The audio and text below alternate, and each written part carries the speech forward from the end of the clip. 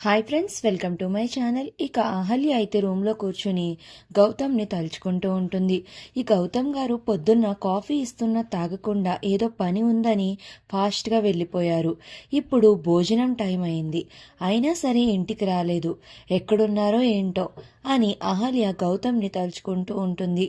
ఇక మరో పక్కన గౌతమ్ అయితే యోగా ట్రైనర్ ఇంటి దగ్గర అయితే ఒక బోర్డ్ పట్టుకుని నుంచుని ఉంటాడు. ఆ బోర్డు మీద ఏముంటుంది అంటే, please give me for seat my wife అని అయితే రాసి ఉంటుంది. ఇక ఆ బోర్డుని చేతిలో పెట్టుకుని అలా వాళ్ళ ఇంటి ముందు నుంచుని ఉంటాడు.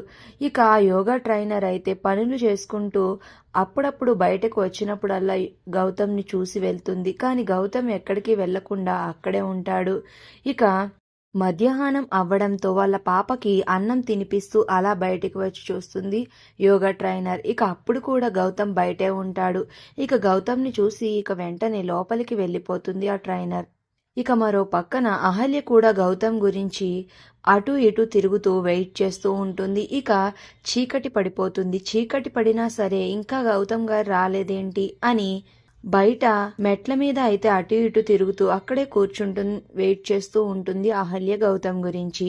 ఇక అర్ధరాత్రి అయినా సరే గౌతమ్ అయితే ఆ బోర్డు పట్టుకుని అదే ప్లేస్లో అలా నుంచునే ఉంటాడు. ఇక అప్పుడు యోగా ట్రైనర్ అయితే బయటికి వచ్చి గుమ్మం దగ్గర నుంచుని అలా గౌతమ్ని చూస్తూ ఉంటుంది. ఈయనేంటి సీట్స్ లేవని ఎంతలా చెప్పినా వెళ్లకుండా మార్నింగ్ నుంచి ఇక్కడే వెయిట్ చేస్తున్నాడు, ఈయనకి అర్థమయ్యేలా ఎలా చెప్పాలి అని అయితే సతమతం అవుతూ ఉంటుంది ఆ యోగా ట్రైనర్. మరి గౌతమ్ బాధ పడలేక ఆ యోగా ట్రైనర్ కనుకరించి అహల్యకు సీట్ ఇస్తుందా లేదా అనేది నెక్స్ట్ రివ్యూలో తెలుసుకుందాం. వీడియో నచ్చితే ప్లీజ్ సబ్స్క్రైబ్.